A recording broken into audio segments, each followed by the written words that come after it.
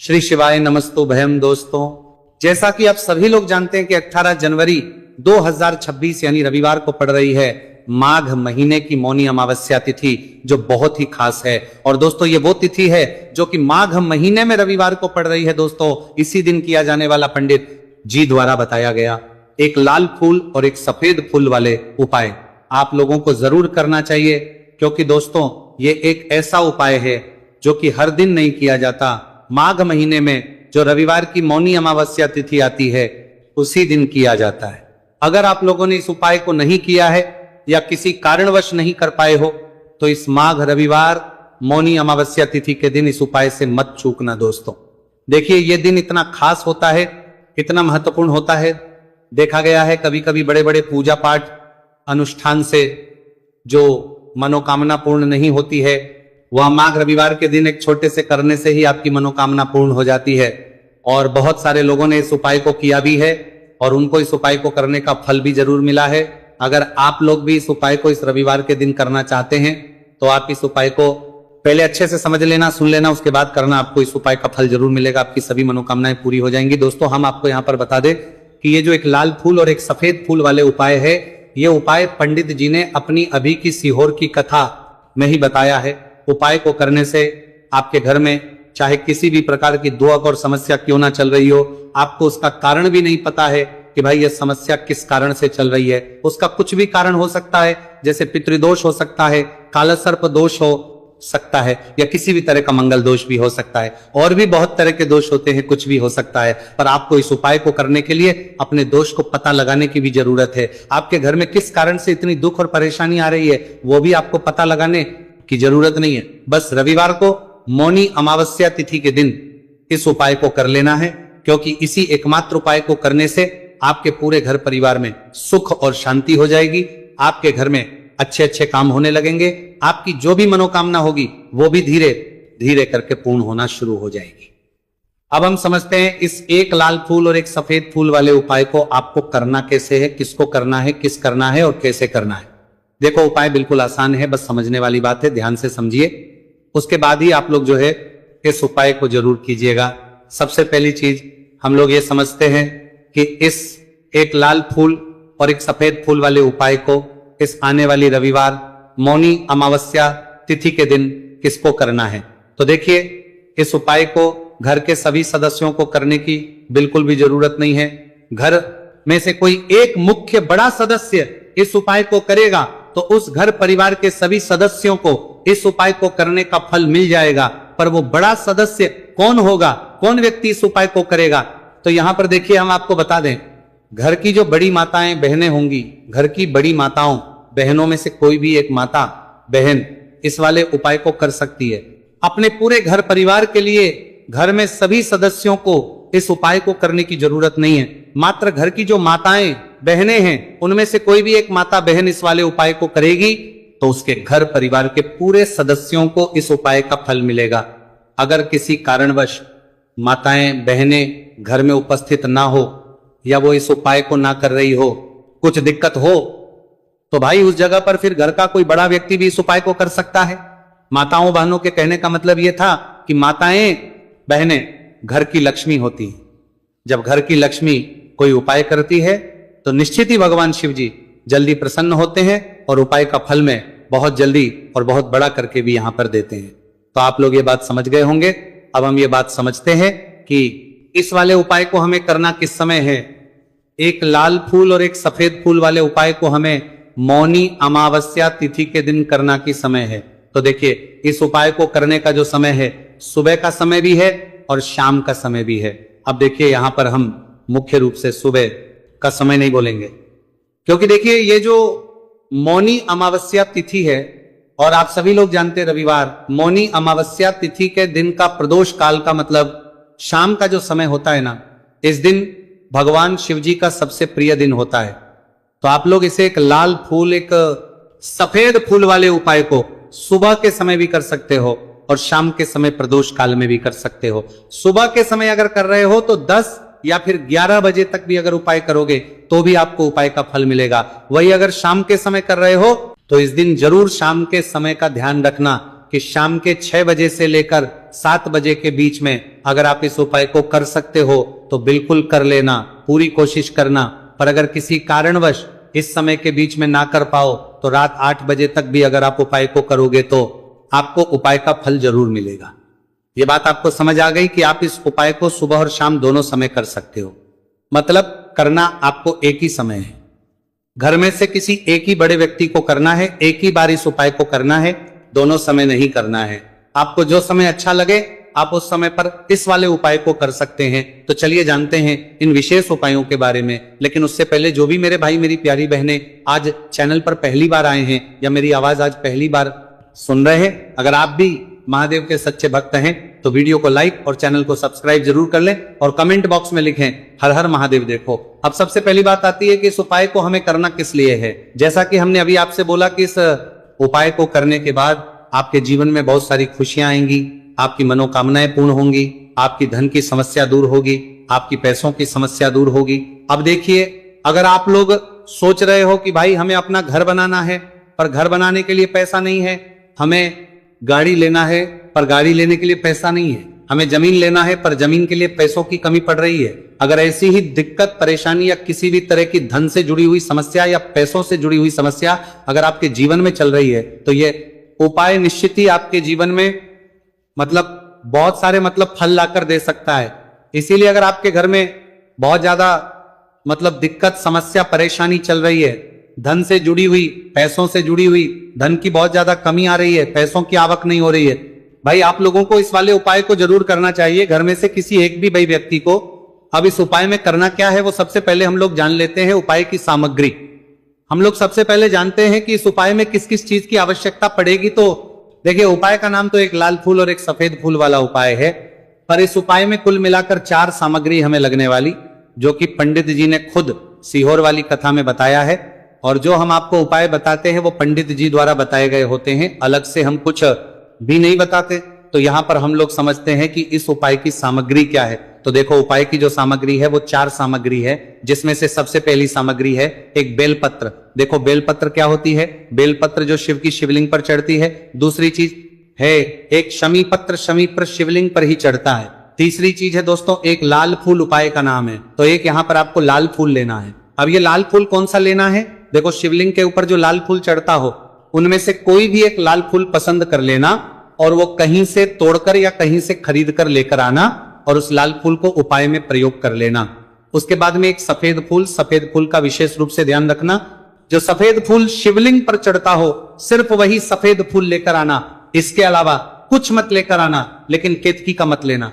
तो एक एक मात्रा में ही आपको ये चारों सामग्री चाहिए, एक बेलपत्र, एक शमी पत्र, एक लाल फूल और एक सफेद फूल। ये चारों सामग्री आप लोग तैयार करके रख लें। प्रदोष काल में या सुबह के समय जब भी आप इस उपाय को कर रहे हैं, जैसे ही आपके उपाय की सामग्री तैयार हो जाती है तो क्या हम सीधा उपाय को करने के लिए इन चारों सामग्री को उपाय करने के लिए जा सकते हैं? नहीं। तो यहां पर आपको इस बात का ध्यान रखना है कि हम भगवान शिव जी को प्रसन्न करने के लिए तो जा रहे हैं, हम अपनी मनोकामना को पूर्ण करवाने के लिए तो जा रहे हैं, पर हमें यह दर्शाना बिल्कुल भी नहीं है कि हम सिर्फ अपने फायदे के लिए भगवान शिव जी के मंदिर में आए हैं। इसलिए हम इस उपाय को करने के साथ साथ में भगवान शिव जी की पूजन अर्चना के लिए कुछ सामग्री भी जरूर लेकर जाएंगे। जैसे कि सुबह समय अगर आप उपाय को कर रहे हो, इस एक लाल फूल और एक सफेद फूल वाले उपाय को, तो भाई सुबह के समय आपको एक लोटा जल लेकर जाना है।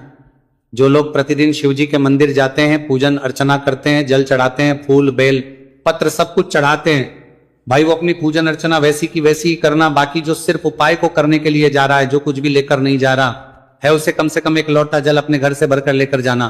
अगर आप उपाय को कर रहे हो, है ना, क्योंकि इस वाले उपाय को आप भगवान शिव जी की पूजन अर्चना करने के बाद ही करना।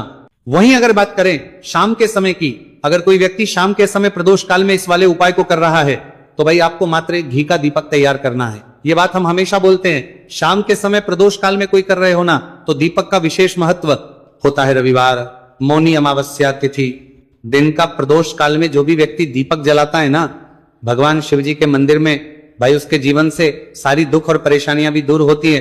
तो भाई इस दिन दीपक का विशेष रूप से ध्यान रखना आप लोग। अगर आप इस उपाय को शाम के समय प्रदोष काल में कर रहे हो, है ना, ये जो दीपक आप लोगे ये आटे का लोगे, जो आटा आप गूंद दोगे उसके अंदर कुछ भी मत डालना, मात्र साधा आटा लगाकर उसे तैयार कर लेना और एक मीडियम साइज का दीपक तैयार कर लेना।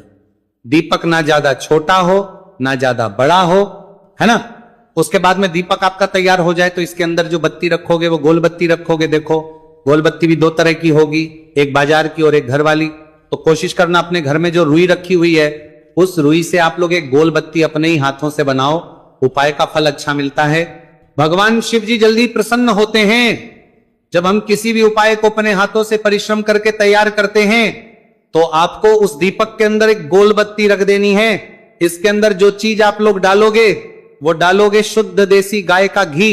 इस बात का विशेष रूप से ध्यान रखना, शुद्ध देसी गाय का घी ही डालना है, तेल वगैरह नहीं। आज के दिन तो मत डालना, रविवार मौनी अमावस्या तिथि के दिन, क्योंकि भगवान शिव जी का सबसे प्रिय दिन और प्रिय समय पर हम लोग इस वाले उपाय को कर रहे हैं। तो थोड़ा सा शुद्ध गाय का घी इतना डालना कि वो दीपक कुछ समय तक चल सके। ना बाजार वाला मिलावटी घी डालना, ना भैंस का घी डालना। शुद्ध देसी गाय का घी आपको ढूंढने में थोड़ी मेहनत लगेगी और महंगा भी मिलेगा, पर गाय के घी से भगवान शिव जी प्रसन्न होते हैं और उसी शुद्ध देसी गाय के घी से घर में बरकत भी बनी रहती है और हमारे घर में सुख शांति भी बनी रहती है। इसलिए इस शुद्ध देसी गाय का घी अपने घर में हमेशा रखा करो। वो भगवान शिव जी के कार्यों में भी उपयोग में आता है और उपायों में भी हम लोग प्रयोग कर सकते हैं। तो यहां पर आपकी सारी तैयारियां हो चुकी है। उपाय को करते समय शुद्धता का विशेष रूप से ध्यान रखिएगा। सुबह कर रहे हो तो भाई सुबह तो आपको स्नान करना ही करना है, बाकी शाम को कर रहे हो तो शाम को मात्र हाथ मुंह धोकर भी आप लोग इस वाले उपाय को कर सकते हो, कोई दिक्कत वाली बात नहीं है भाई। उपाय की पूरी सामग्री तैयार कर और पूजन सामग्री लेकर आपको भगवान शिव जी के मंदिर पहुंचना है, जो आपके घर के पास में हो, जहां पर शिवलिंग विराजित हो, शिवालय हो, वहां पर आप लोगों को पहुंचना है। और जैसे ही आप भगवान शिव जी के मंदिर में पहुंचते हो वहां जाकर ही उपाय शुरू नहीं करना है। पहले आपको भगवान शिव जी की पूजन अर्चना करना है। पूजन अर्चना कैसे करोगे? सुबह के समय गए हो तो एक लोटा जल वगैरह जो भी पूजन सामग्री लेकर गए हो, उससे पहले पूजन सामग्री आप लोग पूजन भगवान शिव जी की कर लो। जो व्यक्ति सिर्फ एक लोटा जल लेकर गए हैं वो शिव जी के शिवलिंग पर मात्र एक लोटा जल एक धारा से धीरे धीरे करके चढ़ा लो। अपनी पूजन अर्चना आप लोग जो है पूरी कर लो पहले। उसी के बाद अगर आप शाम के समय कर रहे हो तो पहले जाकर बैठना है।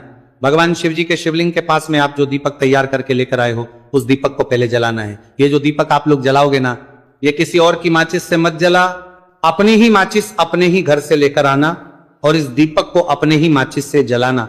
अगर आपने मंदिर की माचिस या किसी और की माचिस ले ली, इस उपाय को करने में इस उपाय का फल उस व्यक्ति को भी बहुत मिल जाएगा। इस बात का ध्यान रखना, अपने घर से अपने ही माचिस लेकर जाना और इस दीपक को जलाना। दीपक को जलाने के बाद भगवान शिव जी की शिवलिंग के पास में रख देना। शिवलिंग के इतना पास में मत रखना कि शिव जी को आंच लगे, थोड़ी सी दूरी बनाकर ही जो है इस दीपक को शिवलिंग के पास में आप लोग रख दीजिएगा। अब जैसे ही आपकी पूजन अर्चना हो जाती है, भगवान शिव जी के शिवलिंग के सामने या आसपास कहीं पर भी बैठ जाइए उपाय को करने के लिए। और उपाय को करने से पहले आप लोग अपनी वो चारों पूजन सामग्री निकाल लीजिए। उपाय की जो सामग्री है वो निकाल लीजिए और भगवान शिव जी के शिवलिंग के ऊपर एक माता अशोक सुंदरी जी का स्थान देख लीजिए। माता सुंदर जी का जो स्थान होता है वो जलाधारी के ऊपर होता है, जलाधारी के बिल्कुल बीचों बीच में होता है। आप लोगों ने देखा भी होगा शिवलिंग की जलाधारी होती है, जलाधारी के बिल्कुल बीचों बीच का जो स्थान होगा वो माता अशोक सुंदर जी का स्थान होगा, क्योंकि यहीं पर हमें ये जो है उपाय को करना है। सबसे पहली चीज अब हम उपाय को करना शुरू करते हैं। आप सबसे पहले अपनी एक बेलपत्र उठा लो। एक बेलपत्र को आपको माता अशोक सुंदरी जी वाले स्थान पर सबसे पहले समर्पित करना है। बेलपत्र की डंडी का मुख होगा जलाधारी की तरफ, जहां से जल बहता है और नीचे गिरता है, और बीच वाली बड़ी पत्ती का मुख शिवलिंग की तरफ होगा। इस तरीके से आपको इस बेलपत्र को माता अशोक सुंदरी जी वाले स्थान पर समर्पित कर देना है। उसके बाद में अपनी एक शमी पत्र उठा लो जो आप उपाय के लिए लेकर आए हुए हो। शमी पत्र को उठाकर शमी पत्र की भी जो डंडी का भाग होगा वो जल की तरफ करके, जहां से जल बहता है नीचे गिरता है उस तरफ करके, और पत्ती वाला भाग शिवलिंग की तरफ करके इस शमी पत्र को भी उस बेल पत्र के ऊपर आपको समर्पित कर देना है। समर्पित करने के बाद अब आप ले लो अपना एक लाल फूल जो आप उपाय को करने के लिए लेकर आए हुए हो। इस लाल फूल का जो खिला हुआ भाग होगा, चाहे वो गुलाब का फूल हो, चाहे कोई सा फूल जो शिवलिंग पर चढ़ता हो, भाई उस फूल का जो खिला हुआ भाग होगा वो शिवलिंग की तरफ होगा। बाकी जो पीछे का भाग होगा फूल का वो जलाधारी की तरफ, जहां से जल बहता है नीचे गिरता है उस तरफ होगा। और आखिरी में आपका जो एक सफेद फूल बचा हुआ है, इस सफेद फूल को भी आपको लेना है और सफेद फूल का जो खिला हुआ भाग होगा वो शिवलिंग की तरफ होगा, जहां पर शिवलिंग रखा हुआ है उस तरफ होगा, और डंडी का भाग जलाधारी के पीछे की तरफ हो जाएगा। मतलब जो जहां से जल बहता है और नीचे गिरता है, जब आप एक बेलपत्र, एक शमी पत्र और एक लाल फूल, एक सफेद फूल चढ़ा रहे हो, तो उस समय आप लोगों को कांता भगवान या कांता चक्र का नाम लेते हुए ही जो है इस उपाय को करना है, और भगवान शिवजी और नारायण जी का स्मरण करते हुए ही इस उपाय को आपको करना है। तो जब भी आप एक बेलपत्र, एक शमी पत्र, एक लाल फूल और एक कमी हो रही है, जो भी दुख और समस्या परेशानी चल रही हो आपको, अपनी वह दुख और जो है भगवान शिव जी से उपाय को पूरा करने के बाद वहीं पर पास में बैठकर बोल देना है, हाथ जोड़ के आंखें बंद करके अपनी परेशानी और श्री शिवाय नमस्तु भयम का जाप करना है। दोस्तों, आज हमने इस वीडियो में कुछ उपाय बताए हैं जो आपको करने हैं। अगर आपको वीडियो अच्छी लगी हो तो वीडियो को 1 लाइक और चैनल को सब्सक्राइब जरूर करें। हर हर महादेव।